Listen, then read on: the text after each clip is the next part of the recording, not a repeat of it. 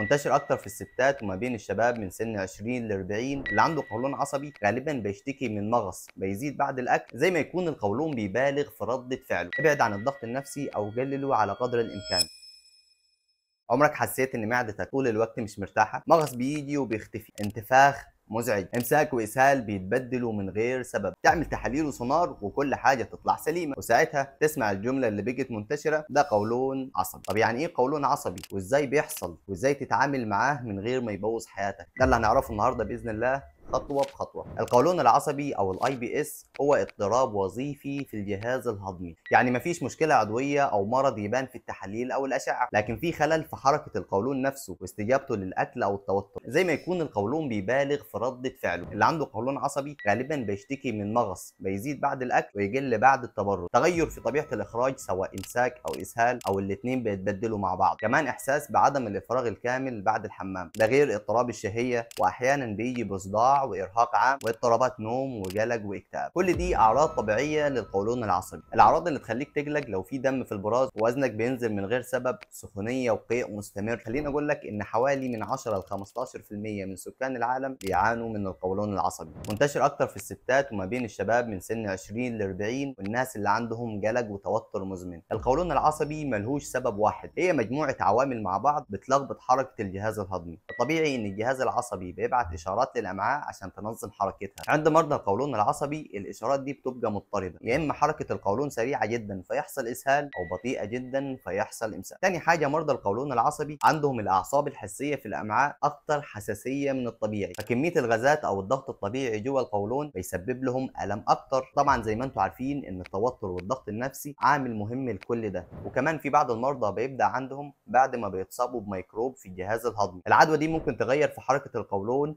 ومن بعدها تبدا اعراض القولون العصبي. نوصل لمرحله مهمه وعايزك تركز معايا، وهي التشخيص. عشان نقدر نقول ان الشخص ده عنده قولون عصبي لازم تتوافر 3 علامات بعد ما نستبعد اي سبب عضوي، زي القرح، التهابات القولون، حساسيه الجمح، او اي اورام او سرطانات لا قدر الله. اول علامه وهو الم متكرر في البطن، لازم المريض يكون بيشتكي من وجع في البطن سواء مغص او تقلصات على الاقل مره واحده في الاسبوع، ويكون ملاحظ ده بشكل كبير في اخر 3 شهور. ثاني علامه ان الالم ده مش بيجي وخلاص، لازم يكون مرتبط بحاجتين من ال3 حاجات اللي انا هقولهم لك. الاولى ان الالم بيتحسن او بيخف بعد ما تدخل الحمام. الثانيه الالم بيجي مع تغير في عدد مرات دخولك للحمام، يعني لو بتدخل مره ممكن تدخل 3 او العكس. الثالثه ان الالم بيجي مع تغير في شكل البراز نفسه. اخر علامه ان الاعراض دي تكون بدات من 6 شهور على الاقل، ونلاحظها بشكل واضح اخر 3 شهور، وزي ما قلت لك بعد ما نستبعد اي مرض عضوي تاني. اخر واهم حاجه هو ازاي تسيطر على قولونك العصبي. تعال نبدا خطوه بخطوه. اول حاجه وده الاساس هو نظام الاكل الصح. مش كل الناس بتتعب من نفس الاكل، بس في اكلات معروفه انها بتهيج القولون العصبي فتمنعها او على الاقل تقللها خالص، زي البقوليات، الكرنب، البروكلي، البصل والثوم ومنتجات الالبان، خاصه لو في حساسيه لاكتوز، الاكل المقلي والتوابل الحاره والمشروبات الغازيه. وفي اكلات مريحه زي الرز الابيض والبطاطس المسلوقه والبيض المسلوق والكوسه والجزر والفراخ والسمك المشوي. كل يوم تسجل اكلت ايه وايه الاعراض اللي حسيت بيها. بعد اسبوع هيكون عندك داتا بالاكل اللي ريحك فتمشي عليه، والاكل اللي تعبك فتتجنب. تاني حاجه هو ترتيب وتنظيم نمط حياتك. اوقات مش الاكل بس هو السبب، التوتر والقلق والنوم السيء ممكن يبوظوا كل حاجه. حاول تنام من 7 ل 8 ساعات، تمشي وتحرك حتى لو كل يوم نص ساعه، ابعد عن الضغط النفسي او قلله على قدر الامكان. جرب تمارين تنفس او هدي اعصابك حتى لو 10 دقائق. صدقني الكلام اللي انا بقوله لك ده على الرغم من انه بسيط